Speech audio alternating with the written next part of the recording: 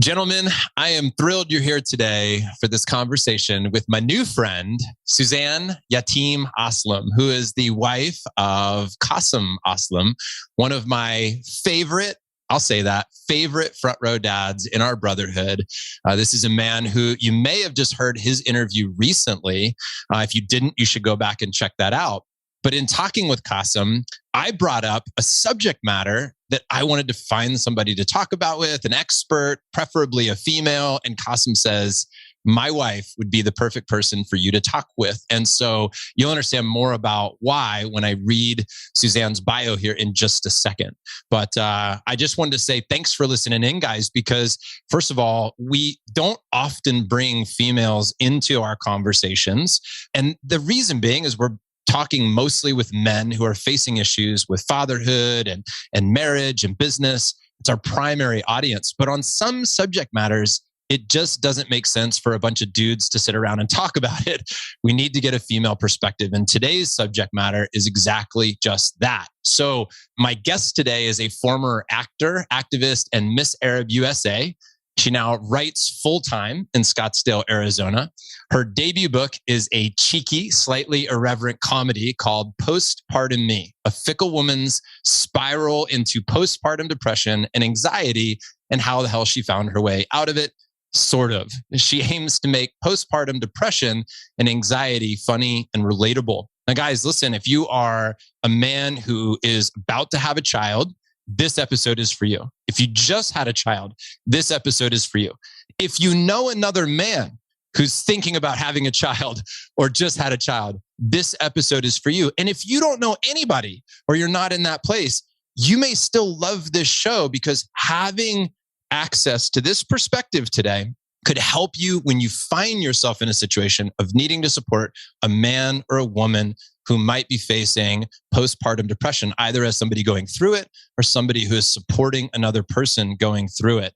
So, Suzanne, I'm thrilled to have you. Welcome to the show. I'm really looking forward to this conversation. Thank you. I'm so excited to talk to you. So, I think the natural place to begin here is, can you take us on a journey through your life as you were entering motherhood? And then, of course, walk us through what happens through that period of time. And I know that we'll sort of get to how we ended up here through that process. But if you can just walk us through the journey of your early days into motherhood, that would be great. Yeah. So I didn't know if I wanted to have kids. I was never one of those people that was like yearning for a child. But my husband and I had been married for a few years and I was about to be 30. And so I was like, yeah, we should start talking about it. And he was trying to talk me out of it, which was weird because like 2 weeks into us dating, he's so sweet. And he was like, what do you think our kids' eyes would look like? And I was like, hold on. Brakes. I'm not there. So at that point, 5 years later, he's trying to talk me out of it. And I'm like, this doesn't make any sense. But now he's a married man and he's thinking about all the responsibilities and it's not as romanticized as much, And this thought came over me where I was like, okay, but what if we're 50 and we don't have kids? We're probably going to regret that, right? Because you don't regret having them, but you could regret not having them. Oh. And it was an argument that he couldn't contend with. And he was like, okay, yeah, you're right. And first of all, I very rarely win arguments with Qasim. You know him. He's fucking brilliant. And it's just so, even when he's wrong, he can still win an argument. Super annoying. So when he was like, oh yeah, that's a good point, I felt really sick because I was like, oh my God, it's happening. This is really scary. Right. So we had Sammy and when I was 8 months pregnant, I started to get, and I didn't even know that this was an issue until I started writing the book, but it was perinatal depression. So it's depression that you experience when you are pregnant. And I didn't know you could experience that, but I started getting really, really, really sad. And it was a physical manifestation. Like my body would feel really, really heavy. And it wasn't just like the weight of my 8-month pregnant belly. It was just like, you ever been like so physically drained from being sad that you just like, you can't move your body. And so I started to feel that. I was at a kid's birthday party and nobody would talk to me about anything other than my belly. And it really, really, really bothered me because I was like, I'm still me. And I really liked my life before I got pregnant. I had done all this really cool stuff. My husband and I were actors and I was doing all this activism. And so I had a really full life and I really liked who I was. And then suddenly I wasn't anything except a pregnant person. And people were like, where are you having your baby? And is it a boy boy or a girl? And I'm like, I don't know. Like, I just didn't want to talk about it. I wanted to talk about more important things. I wanted to talk about creative things. And people just refused to talk to me. I just wasn't a person. And that really, really upset me. So that's when my kind of mental health decline started. And then I had Sammy, and I kind of went through like a fog. It really, really, truly felt like a dream. Or more of a nightmare. And I really couldn't accept that this was my reality. I couldn't accept the amount of pain that I was in when I was nursing. I couldn't accept the lack of sleep I was getting. And I just felt like I was looking in at people's lives and I wasn't really a part of it. And I just kind of walked around like a zombie. And you'd have sort of good days and Sammy would maybe laugh or do something cute. And I'd be like, oh my God, look what we made. He's so darling. And then something would go wrong, really, really small. And I would just lose my shit. And I would be really, really upset. And I would start to do really horrible things. Like I kept telling anybody who would listen, if I could take it back, I would.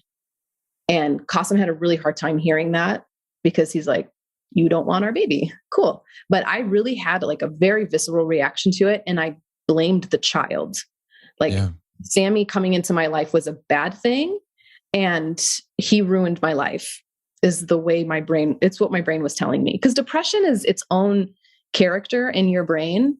And it tells you all these things that you wouldn't normally tell yourself. And it tells you lies. So depression was lying to me and it was telling me Sammy's ruined your life. And that was a really hard thing to hear. And it was a wildly illogical thing to hear, but it's coming from you. And so you kind of accept it because you're like, well, this is what my brain is telling me and this must be my reality and this is how I feel. And that going against the idea of like the amount of guilt that I felt at the same time for feeling this way. Like Qasim, his business is amazing. And I was really lucky that I didn't have to work. And so I stayed at home with the baby.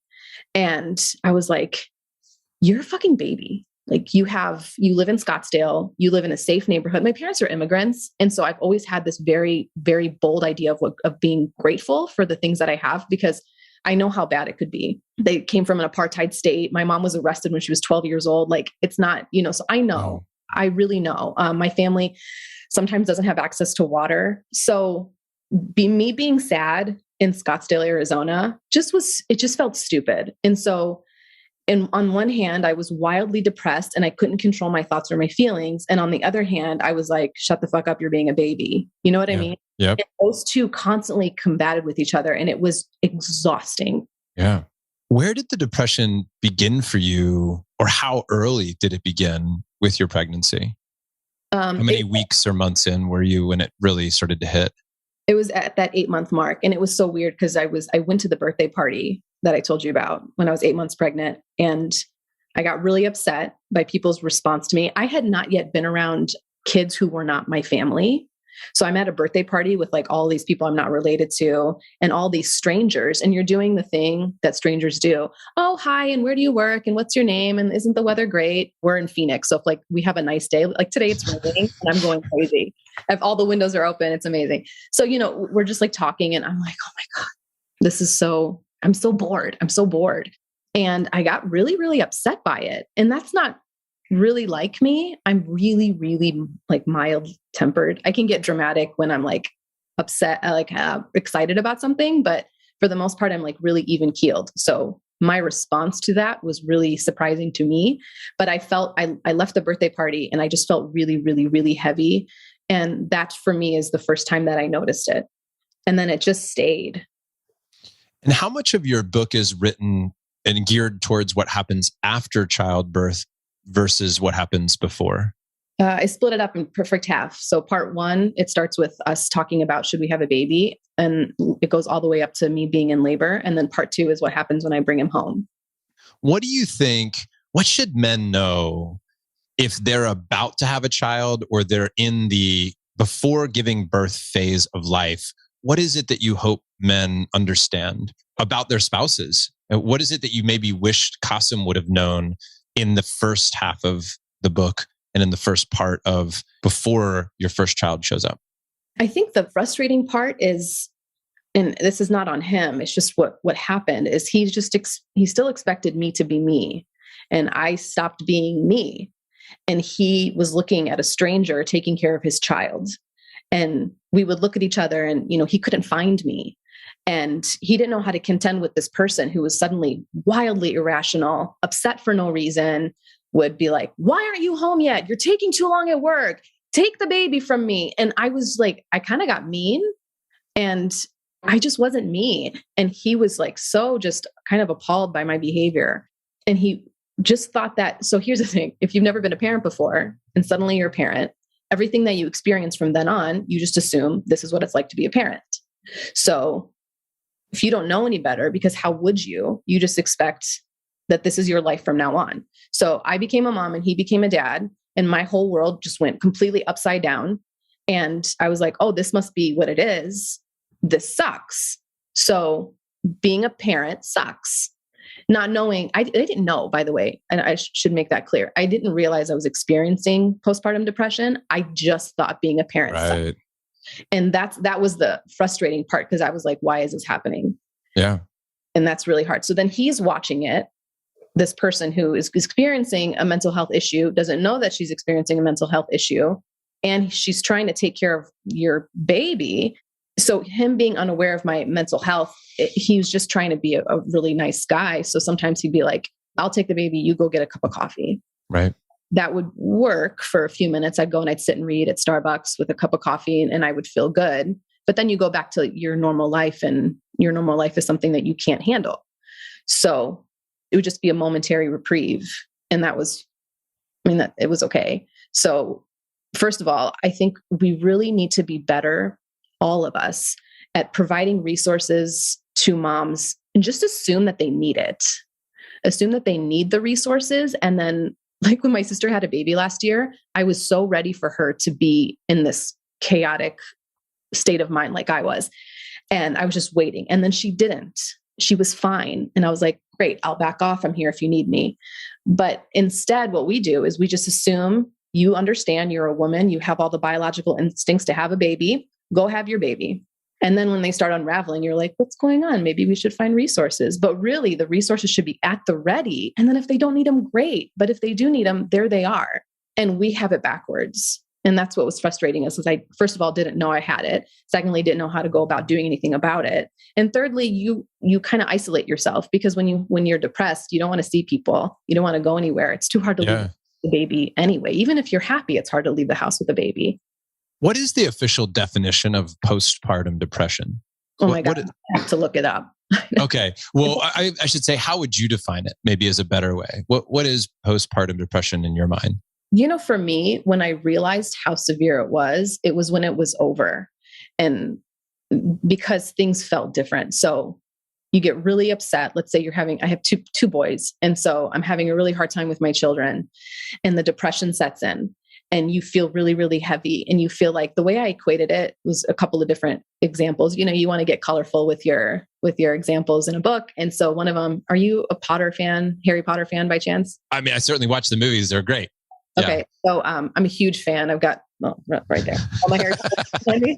So one of them was, the Dementors in the third film. Sure. So they suck the joy out of you. They don't kill you. It's actually worse. They just take away your soul. And that was the best example that I could come across that described what it was like.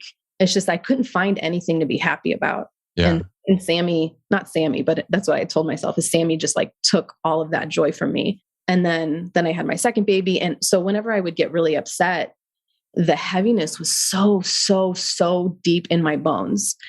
And then when I came out of it and I wasn't depressed anymore, but I'd get really upset at the kids, I started to wait for it, because I was expecting the heaviness to come in, and then nothing. It wasn't there. I just was a frustrated mom, dealt with the situation, moved on. And when I waited for it and it didn't show up, I was able to see the contrast. And that for me was like, oh my God, first of all, I'm out of it. Second of all, this is what it feels like to be okay, to be a mom and be okay. I can do this. I can have my hard moments with my kids, but then I can move on from it. And I couldn't do that before. So for me, that was just like such a good way of understanding what it really felt like, and also validating the fact that I experienced it, because I no longer experience it. If that makes sense. Was it the same for both kids? Same feeling, same length of time? or was it different? No, it was different so I have to throw in, it was anxiety too, which sometimes I wonder what's worse, depression or anxiety. Because anxiety, it's this constant dread, this constant fear that something bad is going to happen, is so exhausting, and it's paralyzing. So truly you just freeze. And in fact, sometimes perinatal depression is described that way.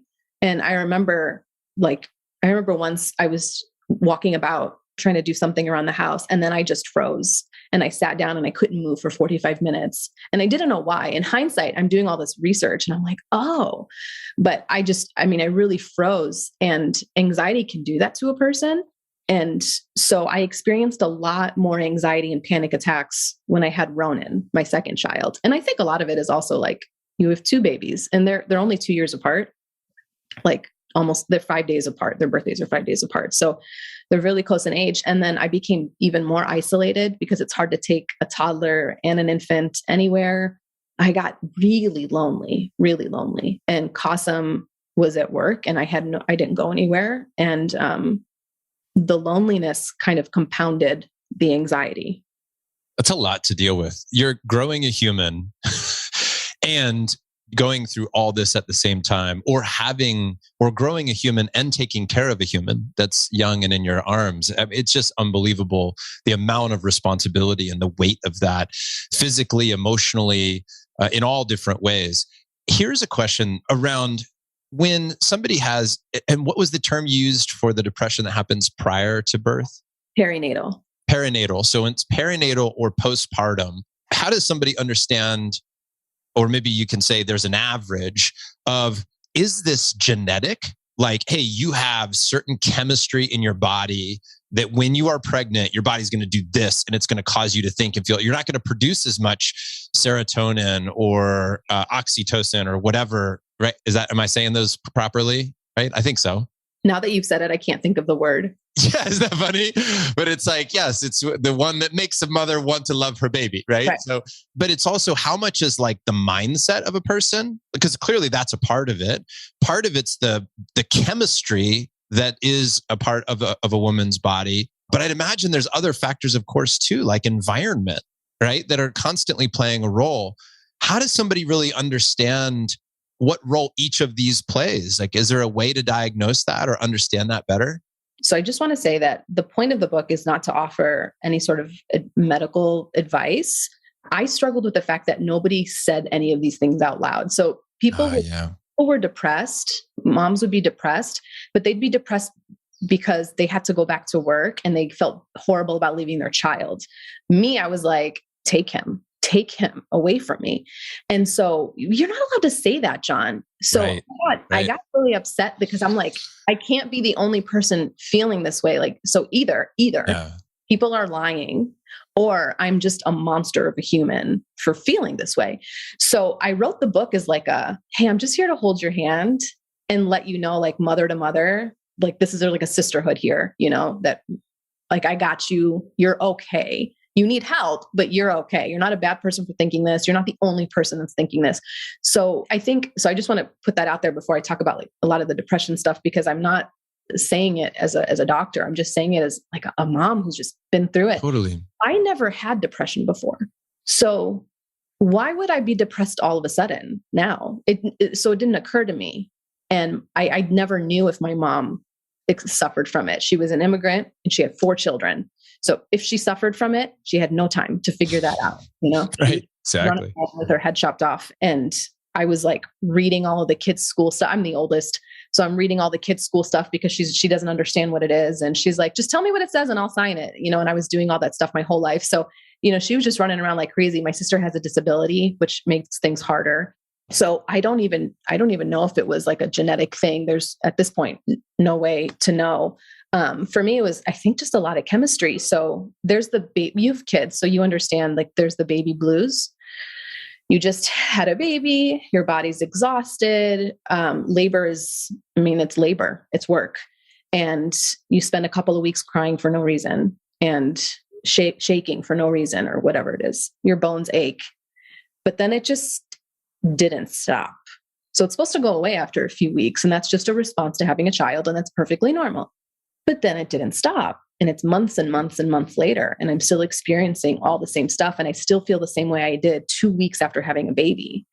And that's why I felt like, oh, this just must be what it's like to be a mom, because it was the only reality I'd ever known as a mother. So for me, it just feels like it was mostly chemical. Yeah. How long were you sad after Sammy's birth? Over a year. Yeah. And to be honest with you, sometimes correlation isn't causation and you just don't know. So once Sammy started talking, even just a few words, and I didn't have to anticipate his needs all the time, that really, really helped. It took a lot of the pressure off. What do you think that Qasim learned throughout this time? What might he say if he were here giving advice to the guys? Or what has he said to you? Or he's like, man, if I would have known that, or what I learned, or what did you teach him that he eventually got, thinking lessons for the men here? Qasim felt really bad that he didn't know that I was struggling with a mental health issue. And he felt like he wasn't giving me the support that I needed, but I also didn't know what support I needed. I didn't know that I needed help. So even though he feels really guilty, that's just him being really sweet. There was nothing he could have done. However, he's always pushing me to be an advocate for myself, which I'm really, really bad at. I'm really, really bad at being like, I need help. It's also a really hard thing for most people to say, I'm lonely. Totally. That's a hard thing to say. Even to my best friend and my partner of 12 years, it's a hard thing to say. So, for him, John, if I ran into you somewhere out and I'm like, how are you? What's your response? A lot of times, great. Yeah. Yeah. And that's what we do. Or I don't answer at all. And I just go, how are you? I'm like, how are you? Exactly. Yeah. So we're just so used to being like, I'm okay. I'm good. Yeah. I'm good. So he'd see me upset and he'd be like, are you okay? Yeah. And he'd be like, okay. And he'd just walk away and go about his business. But I wasn't okay. And I needed him to, because I wasn't a good advocate for myself, I needed him to be that advocate for me. And if I could go, do it over again, that's what I would have wanted him to do. I would have wanted him to be like, you are not okay. And I didn't know this until later, but he actually would stay home and work from home sometimes because he needed to keep an eye on me because he didn't know what I was going to do to myself or the baby. Yeah. He couldn't say that to me because if he said that to me, I would have lost my shit. So I just needed him to I wish he would have taken control a little bit more because I was just floundering and I didn't even know it. And so he's trying to be like, she's a mom, she knows what she's doing. And I didn't. And I needed someone almost not save me, but just kind of hold me up, Yeah. Gentlemen, I want to take a minute to talk with you about the Brotherhood, a group of men that I have the privilege of connecting with every day. These are the men that help me stay focused on being a family man with a business, not a businessman that happens to have a family. And throughout the year, we have deep conversations, real conversations, and share the best resources around 6 areas of life: thriving marriages, intentional parenting, vibrant health, emotional intelligence, business evolution, and wealth and legacy. Here's what one of our members has to say about their experience. I want to recognize everyone that really made the commitment and the decision and gave themselves the permission to fully show up and just share. I think all the speakers obviously were awesome, amazing content, but I think the real magic comes from everyone else speaking their minds and sharing what they're feeling, what's connecting and resonating with them. And I think it's in little comments that you might not realize that you say that's going to stick with someone else and really make a lasting impression. Look, guys, the time is now to pour into your family. I read an article by Tim Urban that rocked me to put everything into perspective. He said that 93% of the time that he, as a child, would ever spend with his mom and dad, by his calculations, happened before the age of 18. 93% of the time he'd ever spend with mom and dad happened before the age of 18. I feel confident that saying that no matter how old your kids are right now, the time is to go all in on your family. In the Brotherhood, we have members with kids that are newborns, and we have guys whose kids are grown adults. It's never too late to be a great parent, and the journey never ends. No matter how great you are at fatherhood, and you might be the best out there maybe, or marriage, or juggling work and family life, this community can help you be better. If you're ready to take the next step, go to frontrowdads.com and click Join the Brotherhood. I'm so glad we're talking about this because I think as a man and as a dad and as a friend, one of the things I wrestle with over time is how much do I press on somebody like, hey, I know something's not right. I'm not going anywhere. your words might tell me you're fine. Your body language is telling me you're not. And I'm not going to leave you right now. Right. Mm-hmm. That there are times when I think that is the approach that's needed. There are other times when somebody just genuinely needs time. They're like, no, I'm good. Just give me space. And really what they need is space. I can think about in my own life. I mean, gosh, I go back to when I went through a really tough breakup when I was in my late 20s. And one of my best friends in the world knew I was really struggling. And he goes, I'm coming over to your house. You're not going to be alone tonight. I'm going to make sure that we're going to hang out. And what I needed was, even though I was like, I'm good, I'll be fine. And he's like, nope, you're not okay. I'm on my way. That's great.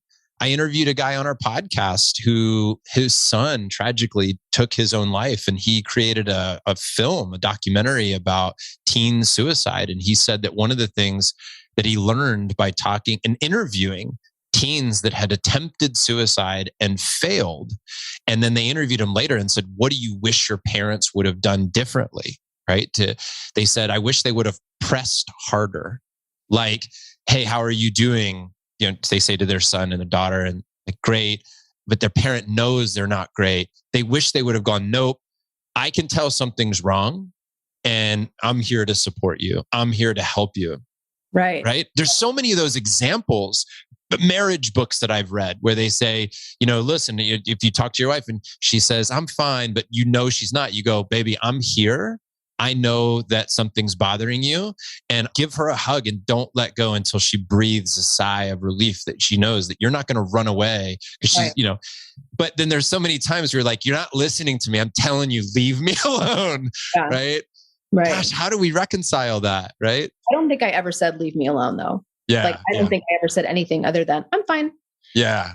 So I needed him to Scott made a joke on our podcast that I did with him. He was like, so I just went to work for 32 hours a day. And he's like, my numbers went skyrocketed. Is this Scott Groves we're talking about? Yeah. He's like, I just put all of my effort into working. Yeah. Didn't know what to do with my wife and kid. While she was going through whatever she was going through. And I was like, oh, that's interesting. How many dads have done that where they're like, I'm just going to go do the thing I know how to do, which is work and provide for you while you figure out whatever the hell it is that you're trying to figure out. I'm out. And, Qasim runs his own company and he's working really late. And so one time, this was where it came to a head. He goes, what do you want? And I was like, what's that now? And he's like, what do you want? I don't know how to help you. I don't know what you want. Anytime he would offer something, oh, how about a vacation? I'm like, no, and I would just get really upset. And then he goes, this was the worst. He was like, do you want to leave? And I was like, what do you mean? Go where? And he's like, take a year, take whatever you want to do and just go. He ruined your life and you're not an actor anymore. Go act for a year. I'll find somebody to take care of the baby. And just go do what you got to do. And that broke me because I couldn't believe that that's where his head went, that he that whatever I was doing was to the point that he thought that I didn't want to be there anymore and that I didn't want to be around my kid anymore. And then I started thinking what that would be like and how ridiculous that sounds and how stupid that is. But how that must have been the vibe I was giving off, because I would say things like, oh, if I could do it, I could take it back if I could, it's what else is he supposed to think? And he finally he just couldn't handle it anymore. He's like, leave. And that was really, really, really hard to hear, really hard to hear. And what were some of the small wins along the way, or maybe big wins? What are some moments that where something worked, and he did the right thing, or you said the right thing, and you were finding the magic? So I think Qasim brought it up on your podcast, if I remember correctly. We started a system where he'll have the first half of Saturday to go do whatever he wants to do. It's 3/4 of the day sometimes where he'll just go do his thing and he'll go to his favorite coffee shop, and he's been obsessed with collecting books. There's 1,000 books in our house right now. And he'll just go to a bookstore and he'll just find all these books and, he does his thing. And then I take Sunday and I go and I do my own thing. And it's one thing when you're like, hey, baby, I love you. You've worked so hard. So we're going to go on vacation in 6 months. And you're like, what the fuck am I going to do between now and 6 months? I need to break now. Right. Now.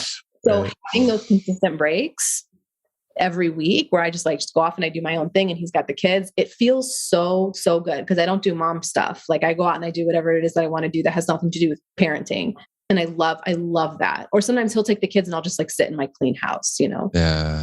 So we do that. And then I think for me, I noticed when my panic attacks subsided was when I would have small, consistent daily breaks, and not at the end of a 14, 15, 16-hour day where I haven't slept properly. Like in the middle of the day, Sammy would be at school, Ronan would take a nap, and I'd have an hour and a half of 2 hours in the middle of the day to recharge.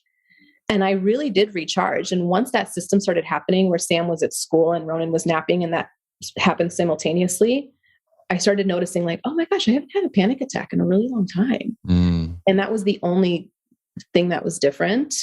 So it was really cool to see I just needed some time to myself in the middle of the day to just refocus, reassess. That did wonders for me. Yeah. So we treat Saturday and Sunday, those days, I'll skip family events if that means that I'm going to lose my Sunday. I won't do it.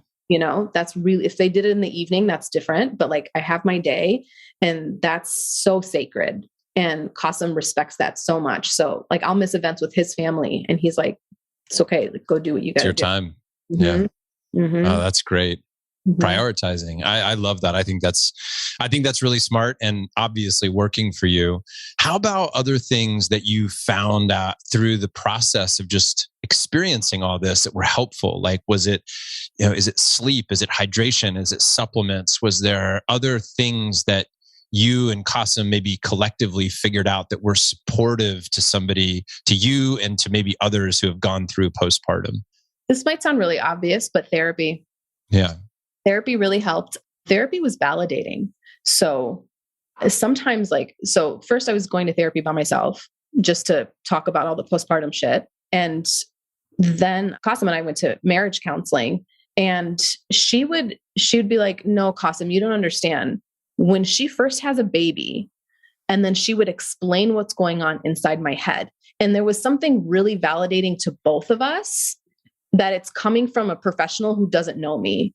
And then, so she's like, Qasim, you have to understand what's going on in her head. And then she would explain it and he'd be like, oh, of course she's a medical professional. So she's explaining it in very dry terms.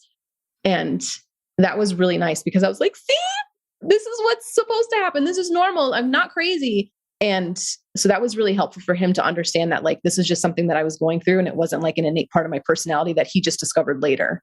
You know what I mean? Yeah. No, that's so, first, I'm a huge fan of therapists and counseling.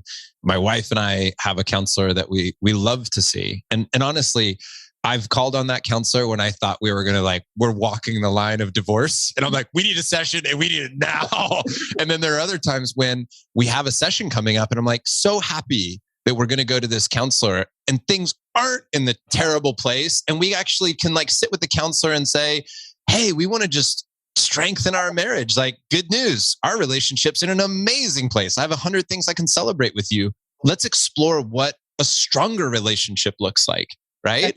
It's great to be in that place. So I think it's good to have those recurring sessions, even if they're seasons. Sometimes Tatiana and I will go, look, I hate committing to something forever until the end of time. We're going to go see a counselor once a week or once a month or once a quarter or whatever. It sounds exhausting.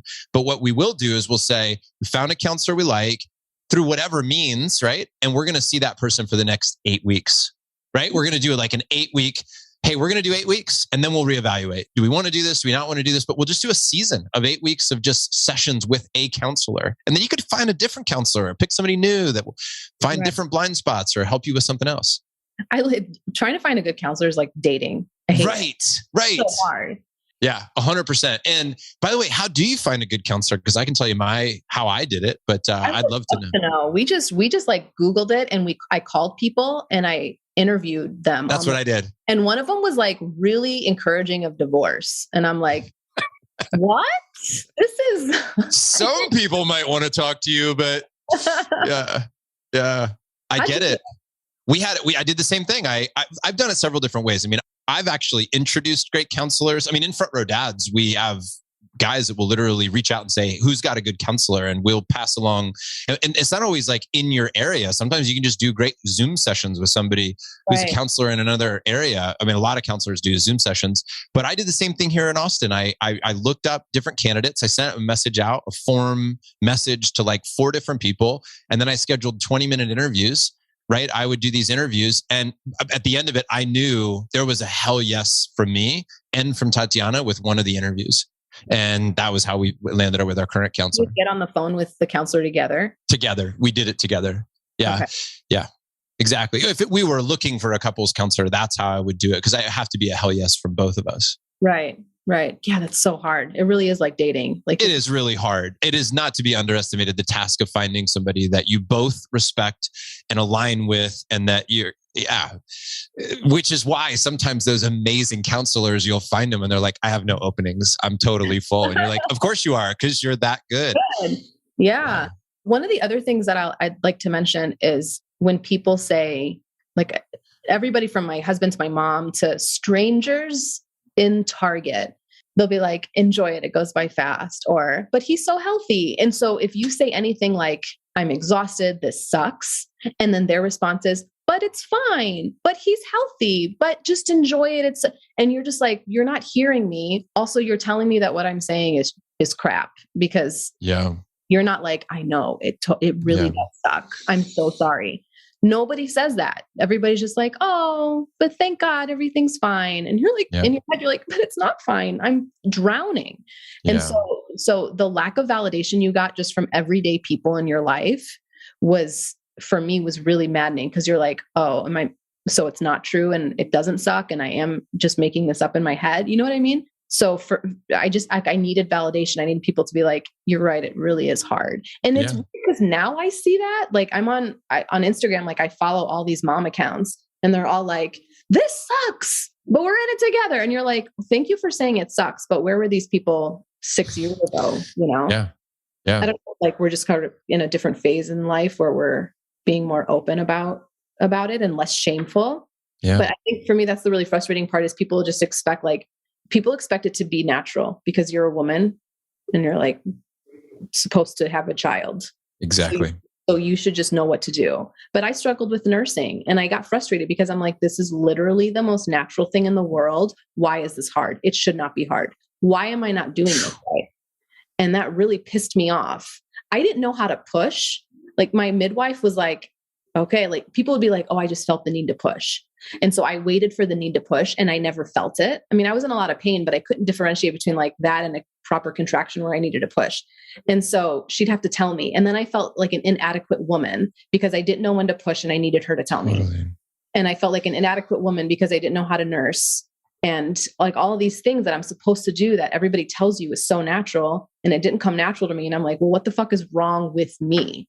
And so there's just like all of these emotions that are already going on. Even if you weren't depressed, like all that sucks, you know? Yeah.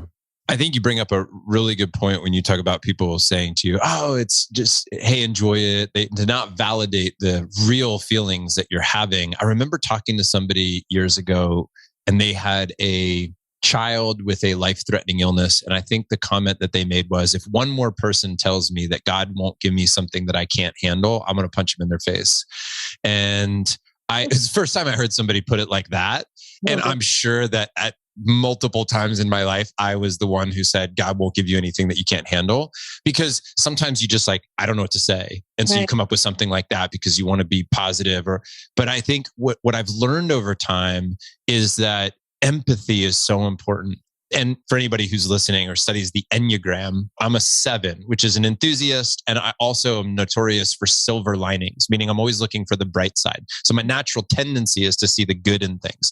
But the problem with that is that we don't empathize with somebody and what they just said. And we feel the need to fill space. Like we can't just sit with somebody and be with them when they go, this is really hard. And you go, man, I hear you that's really hard. And then just sit with that for a second. Right. We feel like we have to do this song and dance to be like, and there's a bright side. And then you're like, nope, not ready for that. Right? Yeah. Like this just blows right now. Right. It feels very like dismissive. Very, very dismissive. Yeah, I know that's really tough on you. And right? Like, no, let's just sit with that for a minute. Yeah. Would you say, is that really the lesson, like for people, men, husbands, or anybody for that matter, to just feel like it's okay when somebody says they're having a really hard time to just say, man, I feel you on that. I really hear you, and just be with you and not have to respond. Is that the right response? Or like, how should somebody process that? What should they say or not say? Or how should they look? Or what should their face say? Or, you know? It's so funny how we keep making jokes, Qasim and I, about how cliche life is, because all the cliches are true and they all come right on time. Like every single cliche I have experienced, and it's not cliches, it's wisdom. And some of the cliches that you hear are like how men just want to fix things, right? And I tell Qasim I'm sad and he's like, what do I do? And sometimes I do need him to fix things. And when I was going through postpartum, I needed like legit support. But sometimes, they tell you to ask like, okay, do you just need a vent right now? Or do you need help coming up with a solution? Exactly. And I think that's really important because sometimes I just need to tell him about how horrible my day was. And I just need him to be like an active listener and not try to fix it. And I feel like this goes kind of against everything I talked about the first half of this show, where I was like, no, I'm drowning and I need help. But sometimes that help is in the form of like just consistent attention. I think that's okay because there's always a yes and, like, yes, I need this and I need this. And sometimes I think it's okay for people to just not even know which one of them they need. Like that's also okay. Like it's all okay. But to put words that some other guest, I can't remember who it was, and I'm going to remember later, but there's a guest that I had and he said, oh, my phrase is, do you want me to fix it or feel it? And boy, the minute he said that, that became Tatiana would share something with me and I'm like, do you want me to fix this or feel this? And that is so good. Is this so good? It's so good. And she would tell me, I just need you to feel this. And I'm like, I feel it. And I would be biting my tongue and I'm like, but I want to fix it. Don't want to know the answer. It's so hard. And Qasim's like incessant need to Google everything. Yeah. That's so mad at himself because he's like, why did I never Google why my wife is behaving this way? Like, this is the one thing I did not Google. But yeah, and he just like, he needs to fix everything and he just didn't know how. Yeah, it's hard. It's a really hard place to be. I think across the board, that stereotype exists for a reason of men wanting to fix things. And especially in this community of entrepreneurs and business owners, it's job. I think it's like, this is the job that they're trying to get themselves to be proficient in all day long. And in many ways, empathy is something that when I talk with men and I talk with their wives, because I have a lot of conversations with men and women around marriage and parenting, that empathy is something that is very important. I mean, I remember being with a counselor years ago and the counselor just stopped, and this is a person we had seen for a while. And the counselor goes, guys, it's like, I see the same pattern over and over and over again. And really neither of you are very empathetic with each other, right? You're both trying to make a point. And both of your points could be really valid, but until you really align with the other person. And one of her bits of advice was really great. And I wonder what your thought on this is. She said, the person who's least triggered is responsible for the conversation. Meaning if one person is like massively triggered, the other person becomes responsible for that conversation to bring you back into a place of peace and like centeredness so that you can move forward, right? Because you can't do it with two people who are triggered. And I wonder if what your thought is with this, that if somebody's experiencing postpartum depression and there is and that's where they are, it is the man's responsibility in many ways to stay grounded, to stay empathetic, to stay present. Like that is your role, men, in that period of time, to hold space for your wife, to hold space for your partner, and to feel, along with them. And fix what can be fixed if they're asking for something to be fixed, but feel with them what's happening and don't try to fix it when that's what they need as well. But is it safe to say, am I off on this, that one of their roles is to remain non-triggered and present with your spouse and don't run away and hide at work, right? Is that safe? Am I in the right path? Very safe to say. And to add on to that, to kind of round it out. I love that. That makes a lot of sense. And then, so one of the things that we learned in therapy was to explain the other person's point. So like, I'm supposed, I'm mad at Papa. Yeah. Be like, I'm supposed to just like present his point as if it were mine. Yeah. In order to have empathy. So good. And so, if your wife's coming to you and she's like, this sucks, I'm so miserable, I don't want to have a child, like, I don't like this. And that's a really hard thing as a man to hear, because you love your baby and you're like, why is she acting like this? Right. Yeah. You're a little less triggered because she's going crazy right now. But also, can you sit there and be like, I can totally understand why you're feeling this way. Your job is so hard. You never sleep. Your breasts are killing you. Your whole body aches. Of course you're feeling this way. Like, shine a light on her, point back to her. Again, provides validation. You're not being dismissive. You're like, thank you for understanding what it is that I'm trying to say. So now I know you really understand it because you've just presented my argument to me. Yeah. So now I know that you know, and now I don't have to explain it any further because, like, you got it. We got there. Now we're on the same page. Wouldn't it be a fascinating shift to a global conversation if the way that we spoke to each other online or in person had an element of arguing for both sides included in it? I mean, like, on any topic, on any polarizing subject, like, we're trying to argue one side of the debate, but it'd be really interesting if the way of conversing came with, hey, if I'm arguing for your side, here's what I think. If I'm arguing for the side that I think I'm on, I would say this, but it'd be interesting if we presented our feelings, our thoughts, our opinions, whatever, with that type of perspective, because some of my greatest growth has been in trying to argue for Tatiana's side. Yeah. Hard to do, especially when you are damn committed to winning. But they always say, Qasim learned it from his cousin, and I love it. He's like, do you want to be right or do you want to be successful? Yeah. Exactly. And which one is it? In a marriage, you want to be successful. And sometimes you just don't need to be right. Suzanne, thinking about your book, I'm so happy that you've got this out there to the world. And my, as we start to wrap this up today, I want to thank you for being on the show. And I hope that people go out, get the book and share it and read it and give a nice review of it. My question to you is, now that people have read your book, right? And you've started to get some feedback, what are you excited to hear? Like, what type of feedback are you getting? What type of responses from even the early readers? And tell me about that piece of it, the impact that it's now having and how that feels to you. Oh, I'd love to. Okay. So the book is written in the form of journal entries. And I did that on purpose. These are not my actual journal entries. I wanted to be creative, but all the stories are real. And I did that so I can be wildly honest, because when you're talking to yourself in your journal, it's unfiltered. So it's unfiltered. And so a lot of the moms are like, oh my God, I could take your name out and replace it with my name, and that's my story.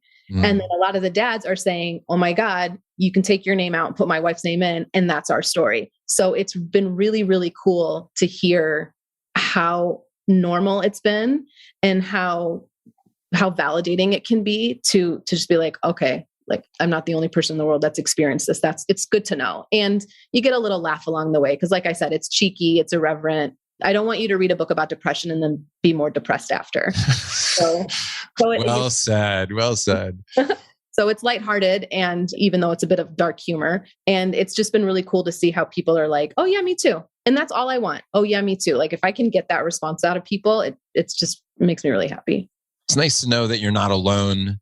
And it's nice to, especially when somebody's able to put something into words that you haven't found the words for yet. I mean, it's why sometimes I hear a quote or a statement and I'm like, yes, I've been wanting to say that, but you found the words. That's and I have yet to find those. But when you do, you finally feel freed or connected or just not so alone, which I think is beautiful. So guys, I hope you run out, or women, by the way, about 30% of our audience are women who listen to this show, which I think is great. So I hope that many people find their way to the bookstore, wherever you find your books, pick up a copy of this one. We'll put link to the book and all the resources at frontrowdads.com. And Suzanne, I want to say thank you one last time for being with me today, for the honest conversation, for opening your heart and just sharing your story with us. I've really enjoyed this. So thank you so much. Is there anything else that you wanted to share with the community? You can have the final words. Well, thanks for the opportunity. I'm really glad. And I think this is such a unique opportunity to talk to the guys, to the dads. And I'm just really grateful for that. Thank you. Oh, I do have one more question, but you'll still have the final words. So it's a question. So I'm not taking back what I just said. you have a unique perspective here. And I don't often get a chance to ask this, but so Qasim is a Front Row Dad member. And I'm wondering, from your perspective as the wife of somebody that's in our community, what would you say to other wives who might hear this episode and wondering if their husband should be part of our group or should stay in our group, wondering what your perspective is on Qasim's involvement? So I noticed the importance of Front Row Dads in Qasim's life right off the bat. The fact that you guys have your bands where everybody's kind of split up and into different cohorts where they get to talk about whatever their interests are. John, you would have no idea. Like, stuff will happen here at home and he'll be like, did you take a video? I want to show the Front Row Dad guys.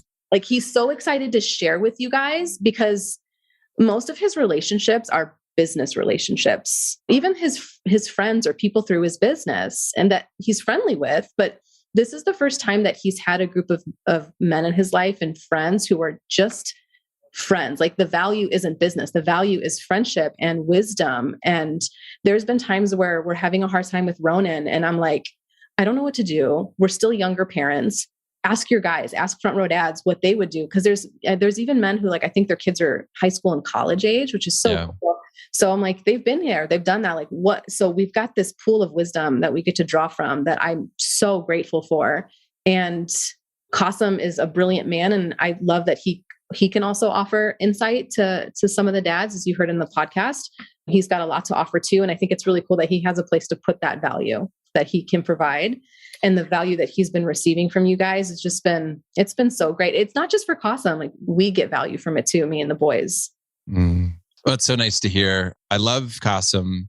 I'm a big fan of your entire family. And now we've had this opportunity to connect. And I'm so grateful for that.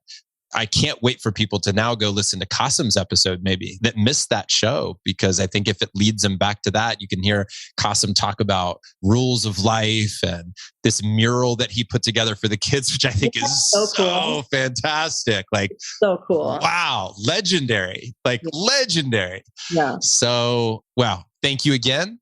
And I look forward to another conversation down the road. Thank you so much. Talk to you soon. Gentlemen, thanks for listening to the show today. 2 actions to take from here. First, implement one thing that you learned from the interview. And number 2, share this episode with somebody who values being a family man with a business. If you're enjoying the Front Row Dad podcast, the biggest thanks we ever get are honest reviews. So thank you for your feedback in advance. We read all of them. And if you want to learn more about the Brotherhood, which is our private community of 200 men from 6 different countries, visit frontrowdads.com for more info. If you're wondering what the hell the Brotherhood is all about, I'll leave you with some real feedback from guys who are active members and why they are part of our crew. Thanks again for listening to the show, and I'll catch you on the next episode. You had this passion for wanting to find a way to make you a better parent and a better husband, just better in general. And so you developed this community of like-minded men that aspire to be better and aspire to put family first and business second. And so to me, there's no greater place I'd rather be. You know, people ask me all the time, like, if I could only pick one group, mastermind, organization, whatever to be part of besides my own, it's always yours. And that's it. And by the way, part of that has to do with you and the leader you are and the way that you treat people and how you show up and the level of preparation that you have and the quality and amount of value that you offer. And then part of it's in the community that's been assembled and these unbelievable like-minded men that show up willing and ready to serve and to give and to share. And so to me, there's no better place that I can be spending my time. I look at 2 different things that we can be doing with our time.